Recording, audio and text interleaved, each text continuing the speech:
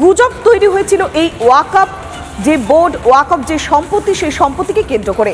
ওয়াকফ নিয়ে যে গুজব আর বাস্তব, অর্থাৎ কি গুজব হয়েছে আর বাস্তবটা কি, মুসলিমদের ব্যক্তিগত জমি নিয়ে নেওয়া হবে, এই গুজবটা তৈরি করা হয়েছিল। আর এবার বাস্তবটা দেখুন, কোনো ব্যক্তিগত জমি নেওয়া হবে না। অর্থাৎ মানুষের মধ্যে যে গুজবটা এতদিন বুঝিয়ে দেওয়া হয়েছিল বা গুজবটা তাদের মধ্যে পেষণ করা হয়েছিল কি না, ওয়াকফ সম্পত্তি কেড়ে নেবে সরকার, ভাবুন একবার। আর বাস্তবটা কি, অবৈধভাবে দখল হওয়া সরকারি সম্পত্তি নেওয়া হবে, অর্থাৎ অবৈধভাবে যেগুলো দখল করা হয়েছে সেগুলোই নেওয়া হবে। আর এবার দেখুন গুজবটা কি, মুসলিমদের সম্পত্তি নিয়ন্ত্রণ করবে অমুসলিমরাই। অর্থাৎ কি না, মুসলিমদের যে সম্পত্তি সেই মুসলিমদের সম্পত্তি নিয়ন্ত্রণ করবে অমুসলিমরাই। বাস্তবটা কি না, কেন্দ্রীয় ওয়াকফ কাউন্সিল এবং রাজ্যের বোর্ডে দুজন করে অমুসলিম সদস্য থাকছে, অর্থাৎ সবটাই নিউট্রাল, সবটাই স্বচ্ছ। আর এবার দেখুন গুজবটা কি, মুসলিমদের সম্পত্তি নিয়ন্ত্রণ করবে অমুসলিমরাই, বোর্ডে সংখ্যাগুরু থাকবে কিন্তু মুসলিমরাই।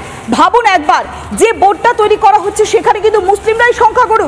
কোনো ঐতিহাসিক বা ধর্মীয় স্থান, অর্থাৎ যে সমস্ত মসজিদ দরগা নিয়ে কবরস্থানের মর্যাদা যে ক্ষুণ্ণ হবে, এই বিষয়টা নিয়ে যে গুজব ছড়ানো হয়েছিল, তার বাস্তবটা কি না, কোনো ঐতিহাসিক বা ধর্মীয় স্থলে হস্তক্ষেপ করবে না এই আইন।